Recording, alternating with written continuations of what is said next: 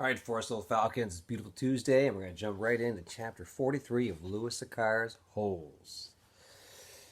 Ready? I'm ready. You ready? Let's do this. We weren't always homeless, Zero said. I remember a yellow room. How old were you when? Stanley started to ask, but he couldn't find the right words. When you moved out. I don't know. I must have been real little, because I don't remember too much. I don't remember moving out. I remember standing in a crib with my mother singing to me. She held my wrist and made me clap my hands together. She used to sing songs to me. You know that one you sang? It was different, though. Zero spoke softly, as if searching his brain for memories and clues.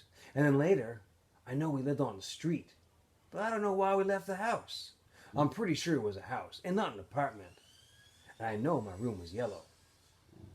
It was late afternoon, and they were resting in the shadow of a thumb. They had spent the morning picking onions and putting them in the sack. It didn't take long, but long enough, so they had to wait for another day before heading down the mountain. They wanted to leave at the first hint of daylight, so they'd have plenty of time to make it to Camp Green Lake before dark. Stanley wanted to be sure he could find the right hole. Then they would hide by it until everyone went to sleep. They would dig for as long as it seemed safe, and not a second longer. And then, treasure or no treasure, they'd head up the dirt road. If it was absolutely safe, they'd try to steal some food and water from the camp kitchen. I'm good at sneaking in and out of places, Zero had said. Remember, Stanley had warned, the door to the rec room squeaks. Now he lay on his back, trying to save his strength for the long days ahead. He wondered what happened to Zero's parents, but he didn't ask. Zero didn't like answering questions. It was better to just let him talk when he felt like it. Stanley thought about his own parents. And in her last letter, his mom was worried that they might have to be evicted from their apartment because of the smell of the burning sneakers. They could easily become homeless as well. Again, he wondered if they'd been told that he ran away from camp. Were they told that he was dead? An image appeared in his head of his parents hugging and crying. He tried not to think about it. Instead, he tried to recapture the feeling he'd had the night before, the inexplicable feeling of happiness, the sense of destiny. But those feelings didn't return. He just felt scared now. The next morning, they headed down the mountain. They dunked their caps in the waterhole before putting them on their heads. Zero held the shovel and Stanley carried the sack, which was crammed with onions and the 3 jars of water. They left pieces of the broken jars on the mountain. This is where I found the shovel, Stanley said, pointing out at the patch of weeds. Zero turned and looked up toward the mountain. Whoa, that's a long way. You were light, Stanley said. You already thrown up everything that was inside your stomach. He shifted the sack from one shoulder to the other. It was heavy. He stepped on a loose rock, slipped, and fell hard. The next thing he knew, he was sliding down the steep side of the mountain. He dropped the sack, and the onions spilled around him. He slid into a patch of weeds and grabbed onto a thorny vine.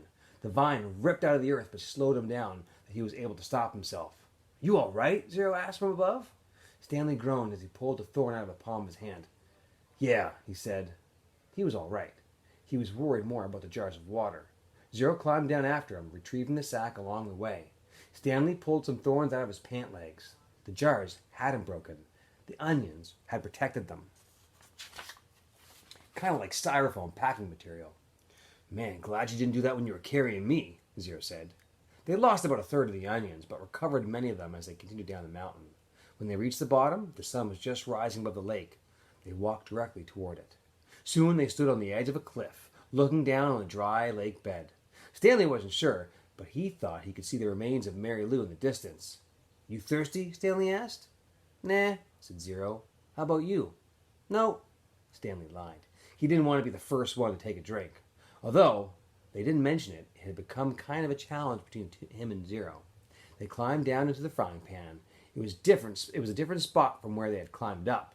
They eased themselves down from one ledge to another and let themselves slide in other places, being especially careful with the sack. Stanley could no longer see Mary Lou, but headed in what he thought was the right direction. And as the sun rose, so did the familiar haze of heat and dirt. You thirsty? Zero asked. Nah, said Stanley. Because you have 3 full jars of water, said Zero. I thought maybe it was getting too heavy for you. If you drank some, it'd lighten your load. I'm not thirsty, said Stanley. But if you want a drink, I'll give you some. Nah. I'm good, said Zero. I was just worried about you. Stanley smiled. I'm a camel, he said.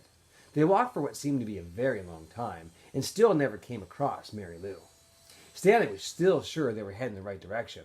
He remembered that when they left the boat, they were headed toward the setting sun. Now they were headed toward the rising sun. He knew the sun and rise didn't set exactly in the east and west, more southeast and southwest, but he wasn't sure how that made a difference. His throat felt as if it was coated with sandpaper.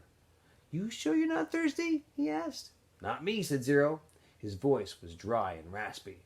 When they finally did take a drink, they agreed to do it at the same time.